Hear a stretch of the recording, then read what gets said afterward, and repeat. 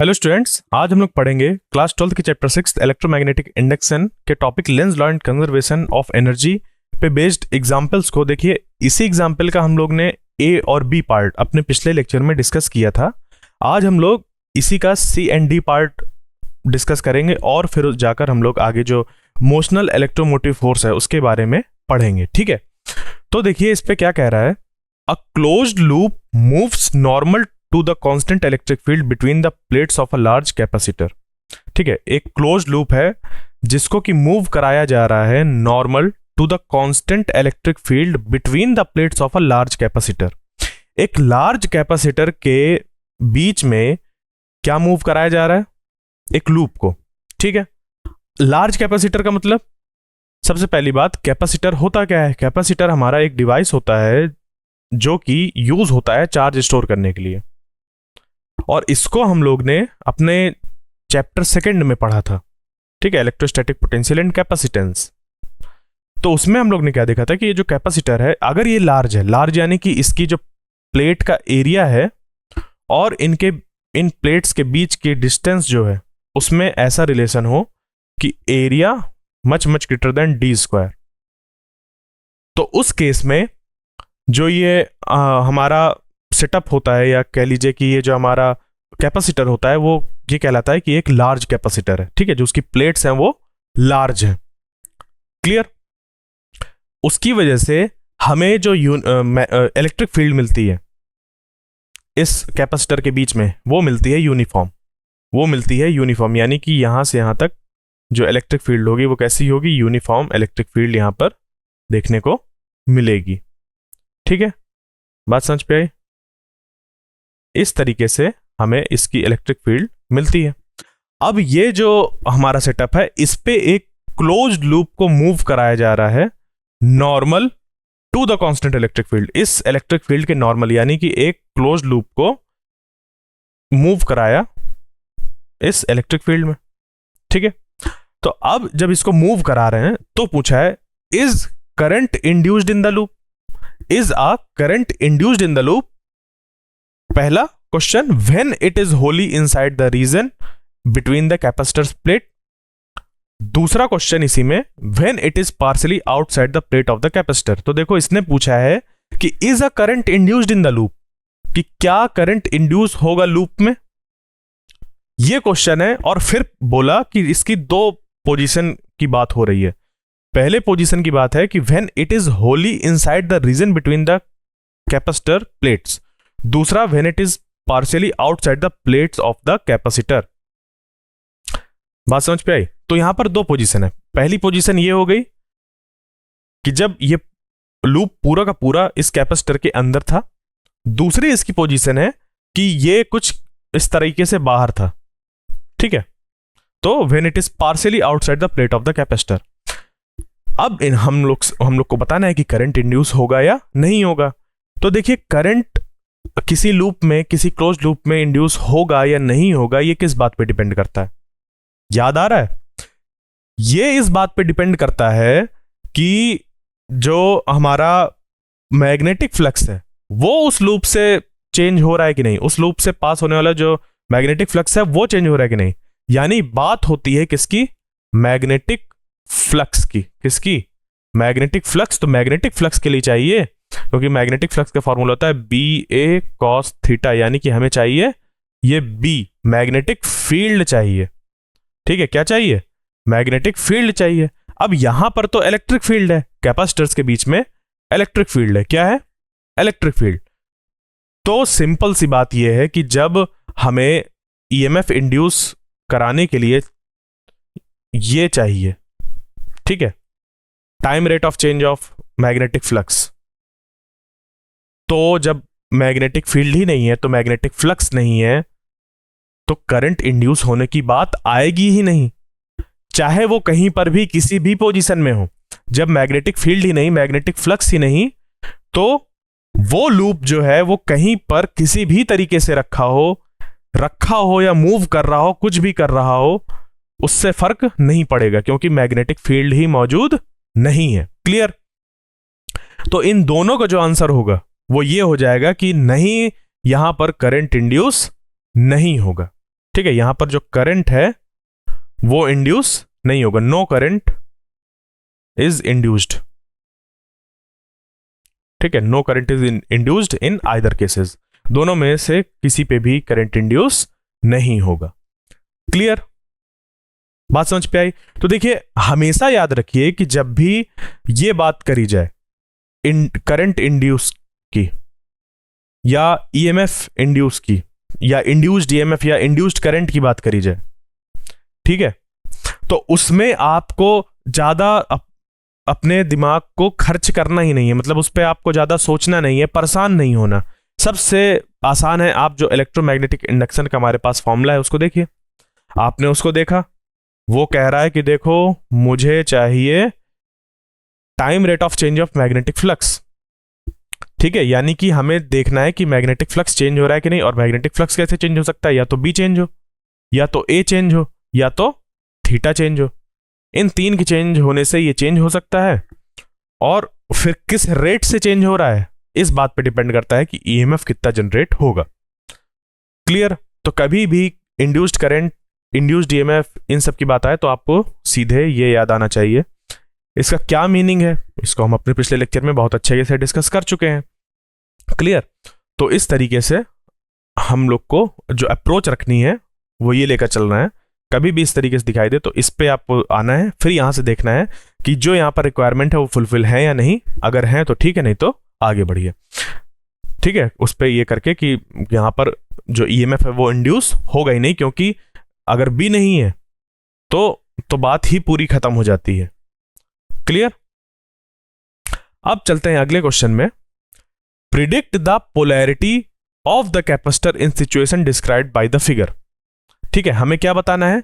Polarity को predict करना है। इस जो ये हमें डायग्राम दिया हुआ है, इस डायग्राम में ये कैपेसिटर लगा हुआ है, तो इस पे पोलैरिटी क्या होगी। क्लियर? इसके लिए आप सिंपली ये समझिए जैसे कि एक हमारा सर्किट है और उस सर्किट में लगी हुई है एक बैटरी। क्या लगी है? बैटरी लगी हुई है। ठीक है, तो इस बैटरी, जब ऐसे बैटरी लगाते हैं तो बोलते हैं कि ये बैटरी की पोलैरिटी हो गई। ठीक है, और ये यहां पर क्या हुआ है इस जगह पर कि ये जो जब हमने ऐसे लगाया तो यहां पर क्रिएट हुआ एक पोटेंशियल डिफरेंस, जिसकी वजह से इस पर करंट फ्लो करेगा। तो देखो ऐसे करंट की डायरेक्शन, और ये ऐसे गया, और यहां पर हमें मिलेगा ये पॉजिटिव और ये नेगेटिव। ठीक है, इस तरीके से यहां पर पोलैरिटी इस पे क्या मिलेगी हमें देखने में कि इस पॉइंट पर जो पोटेंशियल है वो है पॉजिटिव और इस पॉइंट पर जो पोटेंशियल है वो है नेगेटिव। ठीक है, यानी कि करंट ऐसे। ठीक है, ये बात। अब इसमें यहां पर ये है कि जब इस तरीके से हमारा सेटअप है और ये इसकी पोलैरिटी है और करंट ऐसे फ्लो कर रहा है, क्योंकि देखो पोटेंशियल डिफरेंस कौन दे रहा है? ये दे रहा है, और इसकी वजह से यहां पर करंट फ्लो हो रहा है, जिसकी वजह से हम यहां पर जो ये रजिस्टर है इस पे हम बोल सकते हैं कि इस पे जो अप्लाइड पोलैरिटी है वो इधर ऐसे है। अब इसकी जगह पर अगर हम कैपेसिटर लगा देते, क्या लगा देते? कैपेसिटर ऐसे, तो इन कैपेसिटर्स पे भी इस तरफ पॉजिटिव और इस तरफ नेगेटिव, ये हमारा क्रिएट हो जाता। ठीक है, बात समझ पे आई? तो इसको ध्यान रखिए और इसी को ही हम यूज करके जो ये है इसको एक्सप्लेन करेंगे। ये बात समझ पे आ गई कि ऐसा हमारा होगा, और ये आपने अपने जो शुरुआत के चैप्टर्स थे उस पे किया है। क्लियर? अब देखिए यहां पर सबसे पहली बात तो जो सेटअप है उसको समझ लेते हैं। तो सेटअप क्या है कि एक हमारे पास एक इधर मैग्नेट है, दूसरा इधर मैग्नेट है, इसका इधर नॉर्थ पोल है, इधर साउथ पोल, इसका इधर साउथ पोल, इधर नॉर्थ पोल। फिर इस पे बीच में यहां पर एक क्या मौजूद है? ये मौजूद है एक हमारा लूप। ठीक है, और ये कैसा है? एक क्लोज लूप है। उस क्लोज लूप में बीच में लगा हुआ है कैपेसिटर। क्लियर? अब ये जो यहां पर हमारा कैपेसिटर है, ठीक है, इसको ध्यान से देखिए ये लूप के साथ कैसे अटैच्ड है। ये कुछ ऐसा है जैसे कि ये मान लीजिए लूप है, इस लूप में यहां और यहां इसकी एक प्लेट है। ठीक है, कैपेसिटर की एक प्लेट ऐसी है और एक प्लेट ऐसी है यहां पर इस जगह पर। ठीक है, ये क्लियर? अब ये दोनों जो मैग्नेट्स हैं इनको प्लेस किया गया इसके एक्सिस के अलोंग, और इस मैग्नेट को इधर लाया गया और इस मैग्नेट को इधर लाया गया। ये दिख रहा है एरो, एरो रिप्रेजेंट कर रहा है कि इस मैग्नेट को इधर लाया गया, इस मैग्नेट को इधर लाया गया। तो अब इस सिचुएशन में हमें बताना है कि ये जो हमारा क्लोज्ड लूप है और उसमें कैपेसिटर लगा हुआ है, उसकी वजह से जो भी यहां पर होगा, जब इनको ऐसे मूव कराया तो जो भी होगा उसकी वजह से यहां पर जो पोलैरिटी है वो क्या डेवलप होगी इस कैपेसिटर में। ठीक है, क्लियर। तो अगर हमें पोलैरिटी बतानी है यहां पर, तो हमें देखना होगा कि यहां पर इंड्यूस्ड ईएमएफ कैसा है और यहां पर करंट कैसे फ्लो कर रहा है, यही तो देखना होगा, हाँ या ना। ठीक है, तो देखिए लेंज लॉ यहां पर काम आएगा। क्यों? क्योंकि लेंज लॉ का काम ही है पोलैरिटी बताना। जो इंड्यूस्ड ईएमएफ होता है उसकी पोलैरिटी बताने का काम है लेंज लॉ का। ठीक है, तो लेंज लॉ हमारा कहता है कि जो इंड्यूस्ड ईएमएफ होता है वो उस कॉज को अपोज करता है जिसकी वजह से वो प्रोड्यूस हुआ है। ठीक है, लेंज लॉ ये कहता है कि जो हमारा इंड्यूस्ड ईएमएफ है या इंड्यूस्ड करंट है वो इस तरीके से अपने आप को जनरेट करता है कि हमेशा उस कॉज को अपोज करता है जिसकी वजह से वो जनरेट हुआ है। यानी कि अगर ये हमारा यहां पर जो इंड्यूस्ड ईएमएफ है वो इस पोल के पास आने की वजह से हुआ है, इस पोल के पास आने की वजह से हुआ है, तो यहां पर इस जगह पर एक ऐसा करंट डेवलप होगा जो कि इसको एक मैग्नेटिक डाइपोल बनाएगा। ठीक है, यहां पर क्या होगा, एक इंड्यूस्ड करंट आएगा और वो इंड्यूस्ड करंट ऐसा होगा जो कि यहां पर एक मैग्नेटिक डाइपोल को क्रिएट करेगा और वो मैग्नेटिक डाइपोल ऐसा होगा जिसपे कि इस तरफ नॉर्थ पोल बने। क्या बने? North pole. तभी तो जब यहां पर नॉर्थ पोल बनेगा तभी तो ये इस नॉर्थ पोल जो आ रहा है पास में उसको रिपेल कर पाएगा, क्योंकि सेम पोल क्या करते हैं, रिपल्सन शो करते हैं। ठीक है, इसी तरीके से इधर पे अगर हमने देखें तो ये जो मैग्नेट है ये जब इधर पास आ रहा है तो पास कौन आ रहा है, साउथ पोल। तो यहां पर इस वाले फेस पे इधर इस जगह पर ऐसा पोल क्रिएट होगा जो कि क्या करे, यहां पर साउथ पोल को ये जो पास आ रहा है उसको रिपेल करे। तो यहां पर साउथ पोल ही बनेगा तभी इस साउथ पोल को जो कि पास आ रहा है उसको रिपेल कर पाएगा। ठीक है, तो इसी चीज का यहां पर हम इस्तेमाल करेंगे और जो नॉर्थ पोल है वो इस तरफ डेवलप हो जाएगा और इस तरफ साउथ पोल डेवलप हो जाएगा। ठीक है, क्लियर। तो उसकी वजह से यहां पर अगर हम देखें तो ये क्या बन गया कि ये जो हमारा लूप है इसमें इधर साउथ है इधर नॉर्थ है, तो इस पे करंट की डायरेक्शन क्या होगी, मतलब ये दोनों बनने चाहिए और बनेंगे ही। तो उस हिसाब से जब हम करंट की डायरेक्शन देखेंगे तो देखो साउथ पोल का मीनिंग क्या है, जैसे मान लीजिए एक डाइपोल है ये, ठीक, और इस साइड पर इसके साउथ पोल है, यानी कि यहां से जो मैग्नेटिक फील्ड लाइंस है वो एंटर कर रही होंगी और इधर से निकल रही होंगी और ऐसे नॉर्थ पोल से बाहर निकल रही होंगी, साउथ पोल से एंटर कर रही होंगी। यही तो हो रहा होगा। यानी कि अगर हम अपने राइट हैंड थंब रूल का इस्तेमाल करें तो उससे यहां पर फाइंड किया जा सकता है कि थंब को हम जब पुट करेंगे मैग्नेटिक फील्ड की डायरेक्शन में तो हमारी जो कर्ल्ड फिंगर्स होंगी, ठीक है, जैसे इसको साउथ पोल की तरफ जब जहां मैग्नेटिक फील्ड एंटर कर रही है वहां पर थंब को ऐसे प्लेस करें राइट हैंड के, तो ये वाली जो फिंगर्स हैं वो बताएंगी कि इस जगह पर जो करंट होगा उसकी डायरेक्शन ऐसी होगी, यानी कि इस लूप के अंदर जो करंट की डायरेक्शन होगी वो ऐसी होगी, इस तरीके से। ठीक है, यानी कि यहां पर भी हम बता सकते हैं क्योंकि इधर साउथ पोल बन रहा है तो करंट की डायरेक्शन ऐसी हो गई। ठीक है, क्लियर, यहां तक बात क्लियर। ये हो गई करंट की डायरेक्शन। अब देखिए इस चीज को, तो इस लूप को अगर मैं यहां पर बनाना चाहूं, ऐसा बना हुआ है और यहां पर एक कैपेसिटर लगा हुआ है। ठीक है, ये वाली प्लेट ए है, ये बी है और ये जो फेस है, ये फेस सामने यहां पर फ्रंट दिख रहा है, यहां पर साउथ पोल बन रहा है। क्या बन रहा है? साउथ पोल बन रहा है। इससे हम इसकी डायरेक्ट करंट जो इसकी करंट की डायरेक्शन है हमने ऐसे निकाल ली। तो अब देखिए जो ईएमएफ दे रहा है यानी कि जो वोल्टेज अप्लाई कर रहा है वो है लूप, यानी कि ये जो लूप है यहां से लेकर यहां तक ये एक्ट कर रहा है एज अ बैटरी, ये एक्ट कर रहा है एज अ बैटरी, यानी कि यहां से ये क्या दे रहा है, यहां पर दे रहा है ये करंट की डायरेक्शन। तो इस करंट की डायरेक्शन से क्या हो रहा है यहां पर कि ये जो प्लेट है इसमें हमारी पोलैरिटी आ जाएगी पॉजिटिव। ठीक है, इस जगह पर पोलैरिटी आ जाएगी पॉजिटिव और इधर आ जाएगा नेगेटिव। सिमिलरली जैसे यहां पर अभी हमने देखा कि ये बैटरी थी, बैटरी का इधर पॉजिटिव टर्मिनल इधर नेगेटिव टर्मिनल और उसकी वजह से करंट की डायरेक्शन ऐसी थी। तो करंट की डायरेक्शन पे ऐसे हम लोग को ये जो डिवाइस कनेक्टेड है कैपेसिटर उस पे इधर पॉजिटिव मिला और इधर नेगेटिव। सिमिलरली यहां पर जो ईएमएफ प्रोवाइड कर रहा है वो कौन है, वो है लूप, और लूप में हमारा करंट की डायरेक्शन ऐसी है, और हमें बताना है कि फिर जो ये हमारा कैपेसिटर है उस पे पोलैरिटी कैसे डेवलप होगी। तो सेम एनालॉजी का इस्तेमाल करके हम लोग यहां पर बता सकते हैं कि कैपेसिटर पे यहां पर पॉजिटिव और यहां पर नेगेटिव होगा।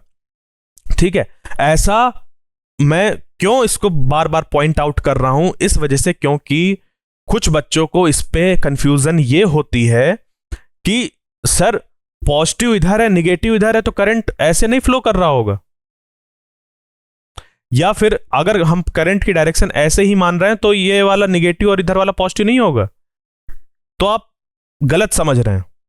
इसीलिए मैंने यहां से चालू किया कि जो वोल्टेज अप्लाई कर रहा है वो डिसाइड करता है कि करंट की डायरेक्शन क्या होगी। ठीक है, वोल्टेज कौन अप्लाई कर रहा है, ये तो ये वोल्टेज अप्लाई कर रहा है और इसकी वजह से डिसाइड होगा कि करंट की डायरेक्शन क्या होगी। तो ये पोटेंशियल डिफरेंस इसने दिया जिसकी वजह से करंट की डायरेक्शन ऐसी हो गई। अब देखिए सिंपली ये कि ये वाला जो है वो कनेक्टेड है किससे, इस बैटरी के इस पॉजिटिव टर्मिनल से, इस वजह से इस पे पोटेंशियल डिफरेंस पॉजिटिव है। करंट इसके अंदर हम लोग देखेंगे, ठीक है, करंट इसके अंदर देखेंगे हम लोग की डायरेक्शन क्या है। तो करंट देखिए यहां से पॉजिटिव से नेगेटिव है, सिंपली यहां पर भी क्या होगा, पॉजिटिव से नेगेटिव, मतलब यहां पर अब ये ठीक है, ये इरेजर यूज कर रहे थे, ठीक है, ये आ गया यहां पर, इस तरीके से हमें मिल गया। क्लियर? ठीक है, अभी जैसे मैंने यहां पर इस्तेमाल किया एक शब्द कि इस कैपेसिटर के अंदर करंट, तो आपके दिमाग में यह भी आ सकता है कि इस कैपेसिटर के अंदर तो कोई मटेरियल होता नहीं है, ये दोनों जो हमारी प्लेट्स होती हैं वो सेपरेटेड होती हैं, तो फिर यहां पर कैसे करंट डेवलप होगा। तो ये एक इंटरेस्टिंग चीज है अगर ऐसा क्वेश्चन आपके दिमाग में आया, जिसको कि हम लोग अपने चैप्टर 8 में डिस्कस करेंगे डिस्प्लेसमेंट करंट के नाम से। ठीक है, तो वहां जाके उसको डिस्कस करेंगे। डिस्प्लेसमेंट करंट यहां पर एक्सप्लेन करने के लिए यूज होता है हमारा। ठीक है, क्लियर? तो उस इस डाउट को अपने पास एज इस तरीके से रखिएगा कि आगे हम चलकर इसको पढ़ेंगे। तो एज इसको डाउट नहीं, ये समझिएगा कि आगे चलकर हम लोग इसको पढ़ेंगे। ठीक है, तो ये बात क्लियर हो गई यहां पर कि पोलैरिटी इसकी पॉजिटिव हो जाएगी और इसकी नेगेटिव। तो predict the polarity of the capacitor in the situation described by the figure, और यहां से पहले समझिए इस बात को, फिर लगाइए लेंज लॉ, और लेंज लॉ जब लगा दीजिए करंट की डायरेक्शन मिल जाएगी, और करंट की डायरेक्शन को देखकर फिर आप यहां पर जो डिवाइस लगा है ये वाला, इसकी पोलैरिटी को आसानी से बता सकते हैं। ठीक है, तो हमेशा ध्यान दीजिएगा, ये ऐसा मत कर दीजिएगा, गड़बड़ मत कर दीजिएगा कि आपने देखा करंट की डायरेक्शन इधर है, अरे करंट की डायरेक्शन इधर है तो इसका पॉजिटिव इधर हो जाएगा और नेगेटिव इधर हो जाएगा, तभी तो करंट ऐसे डेवलप होगा। नहीं, करंट क्योंकि ये नहीं डेवलप कर रहा, ध्यान दीजिएगा, करंट कैपेसिटर डेवलप नहीं कर रहा, करंट डेवलप हो रहा है इंड्यूस्ड ईएमएफ की वजह से, और इंड्यूस्ड ईएमएफ जो है वो हो रहा है इस लूप में। तो लूप डिसाइड करेगी कि करंट किधर फ्लो होगा। तो करंट की डायरेक्शन को देखिए और फिर इस कैपेसिटर, तो इस चीज से एनालॉजी अपनी लीजिए और समझिए बात को। ठीक है, क्लियर? अब चलते हैं आगे हम लोग और देखते हैं कि जो हमारा मोशनल इलेक्ट्रोमोटिव फोर्स है आखिर वो क्या होता है। तो देखिए, इलेक्ट्रोमोटिव फोर्स यानी कि ईएमएफ, ठीक है, इलेक्ट्रोमोटिव फोर्स यानी कि ईएमएफ। तो ये यहां पर मोशनल शब्द है, मोशनल का मीनिंग क्या होता है, ऐसी कोई भी चीज जो कि मोशन में हो, हाँ या ना। तो यहां पर हमें एक ऐसा सेटअप दिया गया है जहां पर कि एक उस पे रॉड है और वो मूव कर रही है, जिसकी वजह से उस पे ईएमएफ डेवलप हो रहा है। तो अब कैसे हो रहा है, क्या हो रहा है, आइए उसको देखते हैं। तो देखिए, सबसे पहले इस सेटअप को समझिए। ये यहां पर जो हमारे पास दिया हुआ है वो क्या है, एक ऐसा रीजन है जहां पर कि मैग्नेटिक फील्ड जो है वो into the plane of paper जा रही है। ये देखा, याद आया? ठीक है, जब हम लोग ने चैप्टर 4 पढ़ने स्टार्ट किया था तो शुरुआत में ही नोटेशन पढ़े थे कि जो डॉट होता है वो रिप्रेजेंट करता है कि मैग्नेटिक फील्ड या फिर करंट की direction coming out of the plane of paper, और जो क्रॉस होता है वो डिसाइड करता है, बताता है कि जो मैग्नेटिक फील्ड है या करंट है वो into the plane of paper जा रहा है। ठीक है, तो ये रीजन हो गया हमारा कौन सा, यूनिफॉर्म मैग्नेटिक फील्ड का, क्योंकि यहां पर जो रिप्रेजेंटेशन है वो कैसा, यूनिफॉर्म डिस्ट्रीब्यूशन है।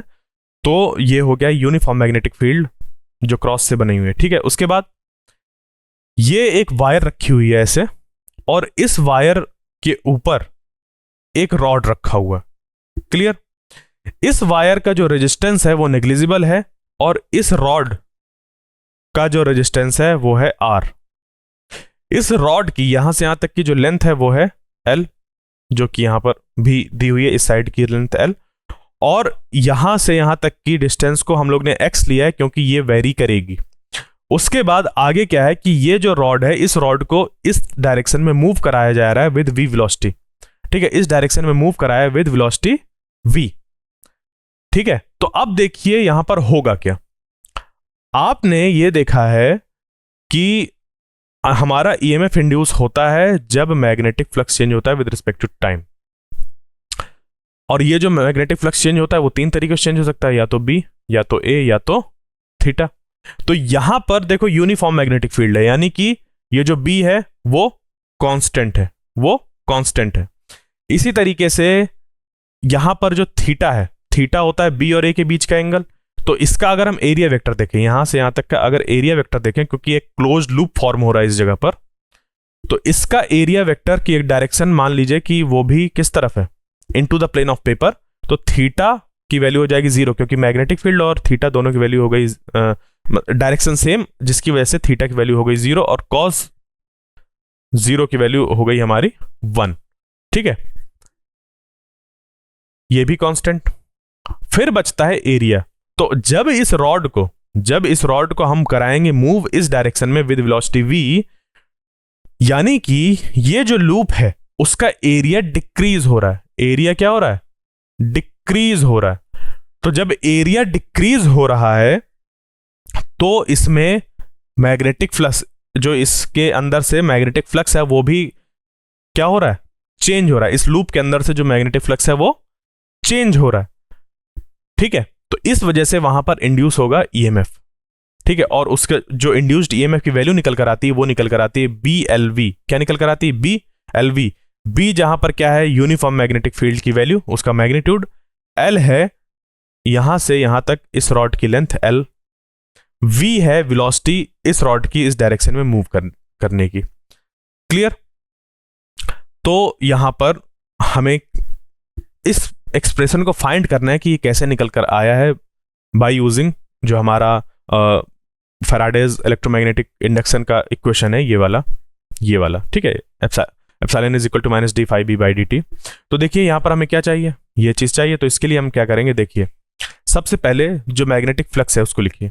मैग्नेटिक फ्लक्स को हम लोग लिख सकते हैं बी ए कॉस थीटा। ठीक है, और कॉस थीटा की वैल्यू यहां पर है 1 क्योंकि वो 0 है, तो ये हो गया बी ए।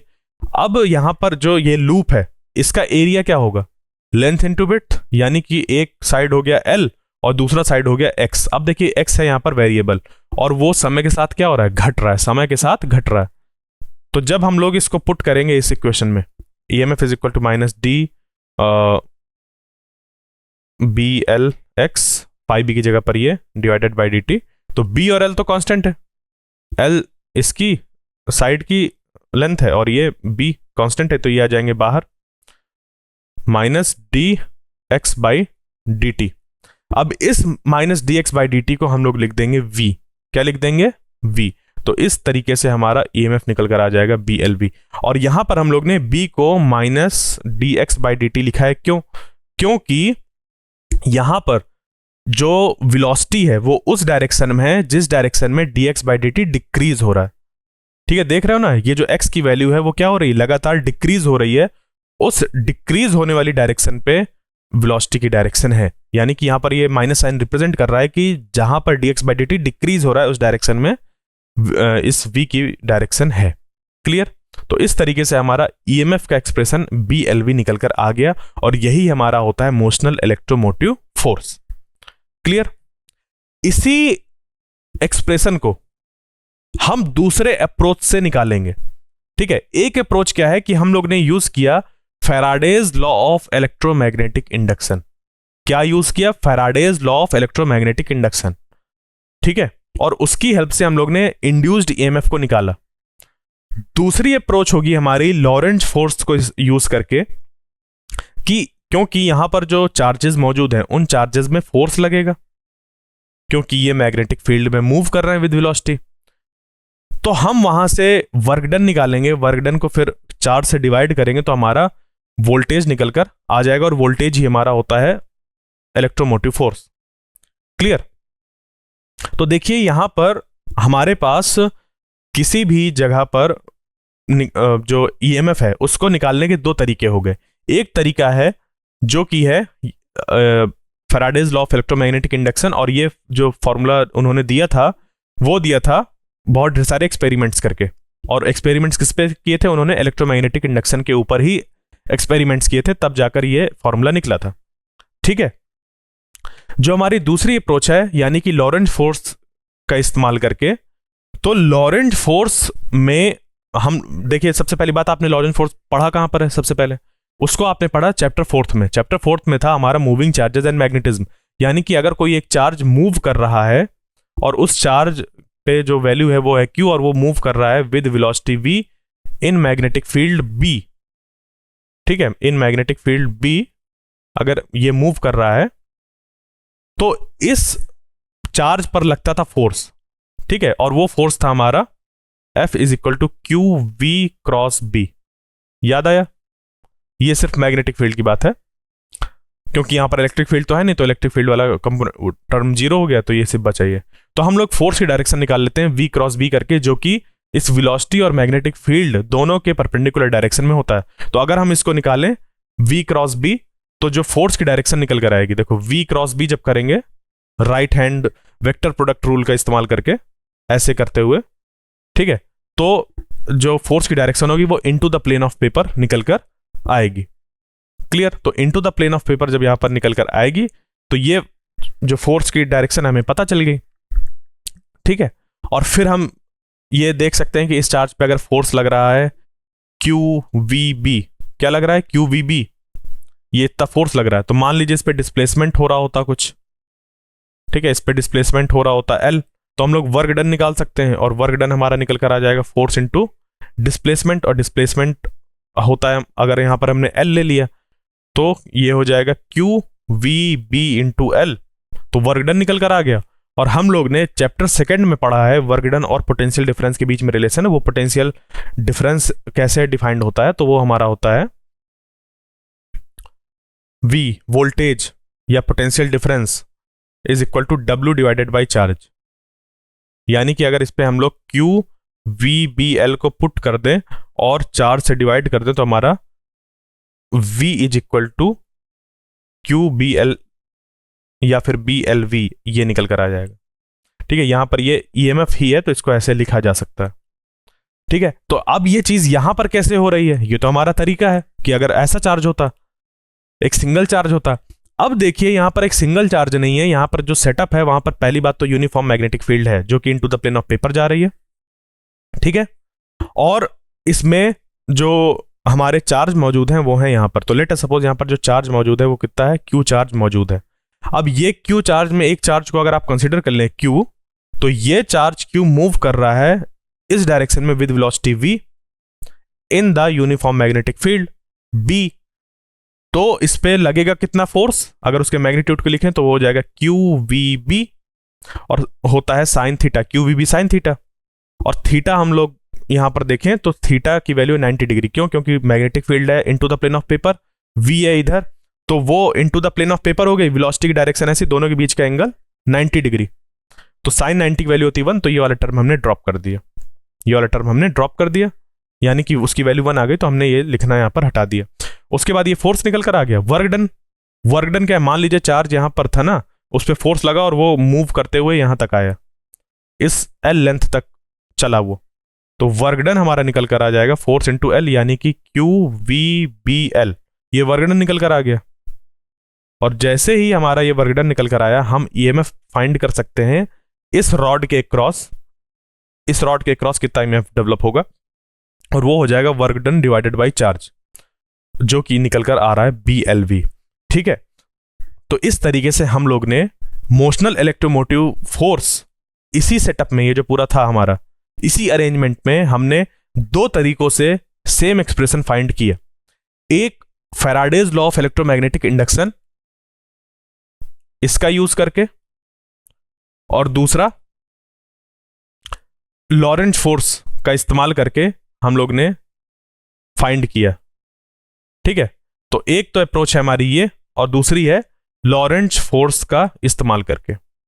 मैं ऐसा क्यों कह रहा हूं, क्योंकि ये दो अप्रोच जो है हमारे, ये दो मेथड हैं, ये अभी जब हम लोग इसके अगले टॉपिक को पढ़ेंगे जो कि है हमारा stationary conductor in changing magnetic field, तो इसमें वो हमारी हेल्प करेगा चीजों को समझने में, और उस बात को समझने में जो कि ये है कि जो टाइम वेरिंग मैग्नेटिक फील्ड होती हैं वो जनरेट करती हैं इलेक्ट्रिक फील्ड्स।